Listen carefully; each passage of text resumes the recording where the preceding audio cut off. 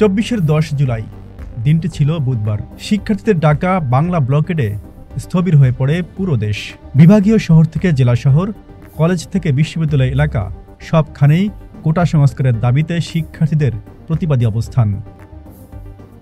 এদিন শিক্ষার্থীরা রাজধানী সহ দেশের বিভিন্ন স্থানে সড়ক ও রেলপথ অবরোধ করে বিক্ষোভ করেন। তাদের হাতে প্ল্যাকার্ড, মুখে স্লোগান। সেই স্লোগানের ভাষায় যেন আগুনের ফুলকি ছড়িয়ে ছিটিয়ে পড়ছে। এক দফা দাবি আদায়ে পরের দিন 11 জুলাই বৃহস্পতিবার বিকেল 3:30 থেকে সারা দেশে বাংলা ব্লকেড কর্মসূচি পালনের আহ্বান জানান আন্দোলনের অন্যতম সমন্বয়ক আসিফ মাহমুদ সজীব ভুইয়া।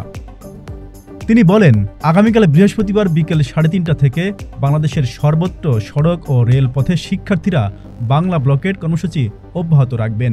বিকেল 3:30টায় ঢাকা বিশ্ববিদ্যালয়ের কেন্দ্রীয় লাইব্রেরির সামনে থেকে আমরা কর্মসূচি শুরু করব এবং শিক্ষার্থীরা সারা দেশের গুরুত্বপূর্ণ পয়েন্ট ব্লকেড করে কর্মসূচি সফলভাবে পালন করবেন। এদিন বেলা 11:30টায় সরকারি চাকরিতে কোটা পদ্ধতি বাতিলের পরিপত্র অবৈধ ঘোষণা করে হাইকোর্টের দেওয়া রায়ের ওপর 1 মাসের স্থিতাবস্থা দেয় সুপ্রিম কোর্টের আপিল বিভাগ। পাশাপাশি পরবর্তী শুনানির জন্য আগামী 7 আগস্ট দিন ধার্য করা হয়। 1 মাসের স্থিতাবস্থার রায়ের পর প্রধান বিচারপতি শিক্ষার্থীদের ঘরে ফিরে যাওয়ার আহ্বান জানান।